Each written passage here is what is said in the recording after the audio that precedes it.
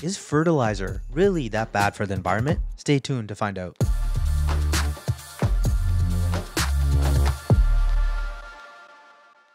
When it comes to fertilizers, we know that they're extremely important for our agriculture.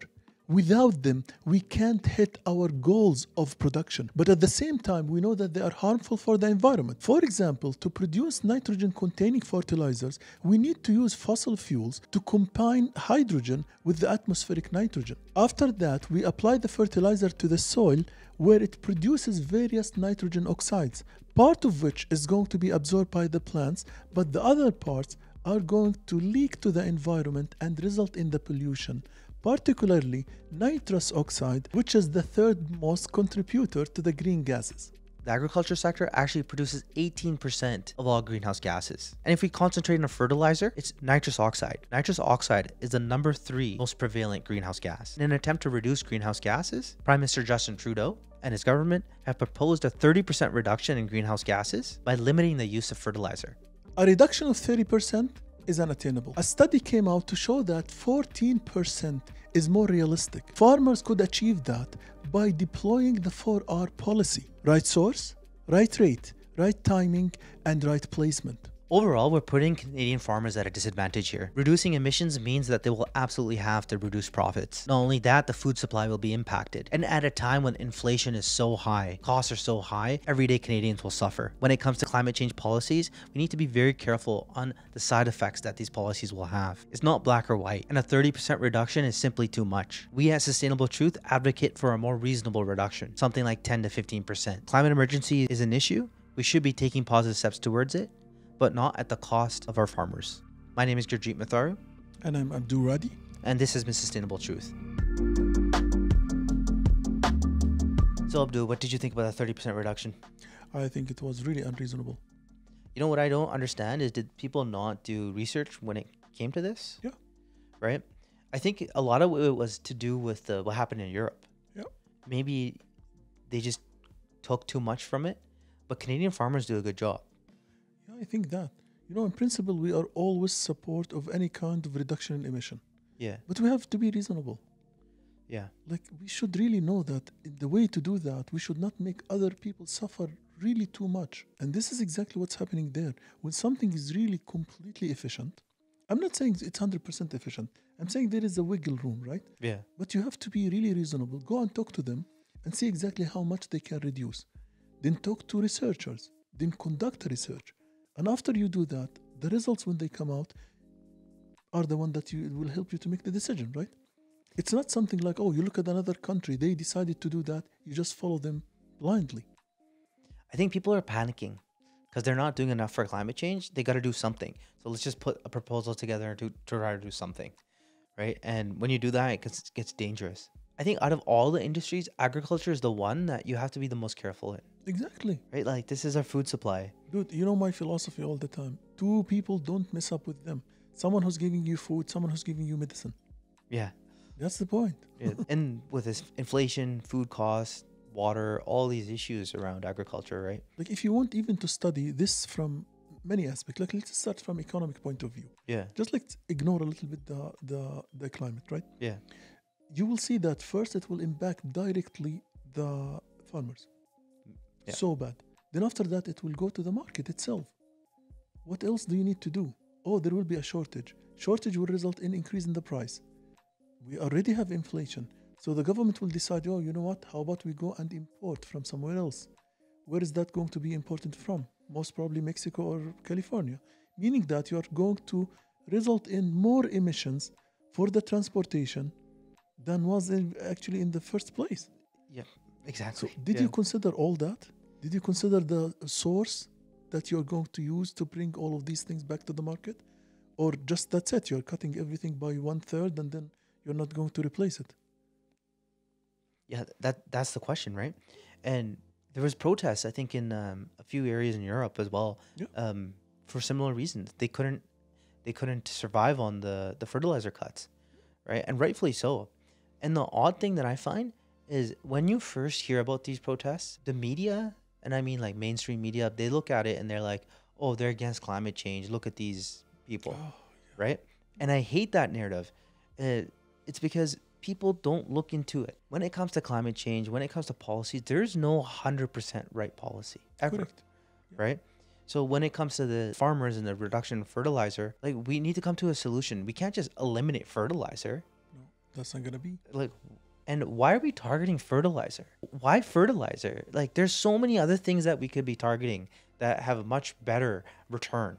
But I think it's because, my honest opinion, and completely my own opinion, it's because farmers will suffer and everyday Canadians will suffer. It's an easy win, and the people that will suffer, it's not the corporations, and it's not the rich people. Oh, yes. That's why I agree it's with you. an easy win for the rich class to say, like, look, we want to save the planet, and here's how we're doing it, but we don't want to pay for it. You know, what bothers me the most is that, again, I'm going to repeat this point. It's like when someone is successful in doing something, or at least did something and seemed to be successful in doing it, we should not follow blindly. Yeah, And we should start to look at other, like, other models, other right? places, right? Other models. This is what we don't do. All the time, we're just like going to target always the weakest dog. We don't need to do that. Simply speaking, when it comes to the like agriculture, particularly we're suffering. All the time you go and see that the government is trying to assist the farmers in every aspect. So they're already suffering. Why do we increase their suffering? This is number one. Number two, when it comes to the environment, it's not okay to come and say, hey, you know what? I'm going to put the highest possible goal. And then anybody who's not going to reach that goal is going to be penalized. You don't do that. Yeah. Because at the end of the day, what you are not leaving any chance for people even to improve. What you need to do is just like put a reasonable goal, something like 5%, 10%. Then after that, start to reach that as a baby step. When you do that, things are going to accumulate up. Do it in all the industries. Just don't do it in one direction, and the other directions are really like killing the climate. Exactly.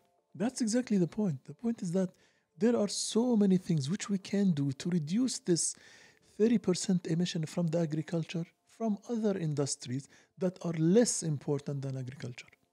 Exactly. I'm looking at hydrocarbon companies. Exactly. Right? I'm always coming back to them. Yeah. And people will come to just to say, hey, do you hate hydrocarbon companies? No, we don't. Yeah. We know that we need them. Together, we were against actually the Paris Agreement, right? Because we know it was unrealistic. Exactly. Not against, it was like against the targets that they put. Yes. They were unrealistic, meaning that we still need hydrocarbons. It's going to continue existing. Everything is going to continue, happening. We see what's happening in Europe because of the lack of energy. Mm-hmm. We know that it's a must to have. But at the end of the day, we are thinking about reduction. We're thinking about somehow... A transition, right? Exactly. Yeah. A transition doesn't happen overnight. And better technologies. Exactly. Is that too much? Yeah. Instead of going to the agriculture and decide that, oh, you know what, the agriculture is polluting the environment, killing everything. Oh, let's just like prevent those farmers from planting anything. What is this? That makes no sense. Makes no sense. It's a rash decision. Just as easy as that. Just go and reduce the emission from the hydrocarbon companies in Canada alone by 1%. Done. You solve the problem. There you go, right? Yeah. So again, this is my opinion. When it comes to these kind of policies, Yeah. I think it's more of like a PR play than it is an actual, hey, we want to save the climate play. I agree 100%. Because if this was given any reasonable thought, I would say, why are we targeting fertilizer? Right? The fertilizer is the one thing, like, food is the fundamental. It's a fundamental thing, right? Yeah. I would even argue to say, like, look, EVs, right? And electric vehicles and electrified content. I mean, not content, just energy. If we did that and forced mandates that way and just focused on that, that would have been much more effective than focusing on agriculture. Correct. Right?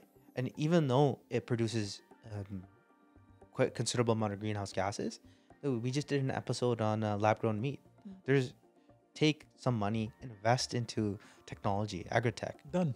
Right? Put a lot of money into that. See what you can do. Like why can't we use AI to help facilitate some of this usage of fertilizer? I am surprised. Like, when they took this decision, did they make a study? Like a comprehensive study? Did they use There's AI? consulting firms now that help farmers do that. And why don't we educate more farmers to facilitate this? Exactly. Instead of just saying, hey, cut it or else you're going to lose your job or get out. Dude, right? why we always have this kind of like someone is superior telling you what to do? Why we don't go and sit with the farmers and see exactly what they can, what they can't do, educate them, go through the process with them. Yeah. Complete, like honestly speaking, just go and sit with them in their farm, spend 1 day, spend 2 days with them, just live there for a month or something, see what they are suffering, how they produce, what everything. What can they happens. actually do, right? Yeah. Then after that, take the decision with them, not Exactly. for them, because they're not idiots, and you're living in a democracy. Just do that.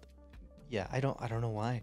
And the other thing that I really irritates me as well is when you listen to the media, they make it seem like, oh, it's the farmers, Albertans, the conservative groups that are against these policies, right? That's not the issue here. It has nothing to do with politics. Yeah. Right? It really doesn't. Right? It has everything to do with like logical, sensible policy making here. And I think this is a failure of a policy when it comes to the farmers. And I become really scared when they connect politics with something like that. Such a scientific topic. Yeah. You can easily come to Dude, a good conclusion. Like what happened, for example, for the other stuff. And I don't want to mention a couple of things because we're doing some episodes about that as well. Yeah. But when it comes to medicine, when it comes to agriculture, please make it away from politics. Because you must make people live. Otherwise, at the end of the day, simply speaking, Malthus, imagination that the agriculture is going to limit the population of people. Mm-hmm. All the time, when they host Elon Musk the other day, he was saying that the threat that is facing the Canadian and the American economy is the underpopulation. Yeah. So how can you have like overpopulation, but at the same time you can't feed them? This is, in my opinion, it's not Elon Musk. If you're listening, it's not underpopulation that's going to kill actually the economy in Canada and the United States or people all over Earth. They will have a problem because of underpopulation. No, what will happen is that lack of fresh water, lack of food, and lack of medicine. That's what will kill people. Yeah, fundamentals. Yeah. And on that note, my name is Gurjeet Matharu. And I'm Abdu Radi. And thanks for watching. Thank you.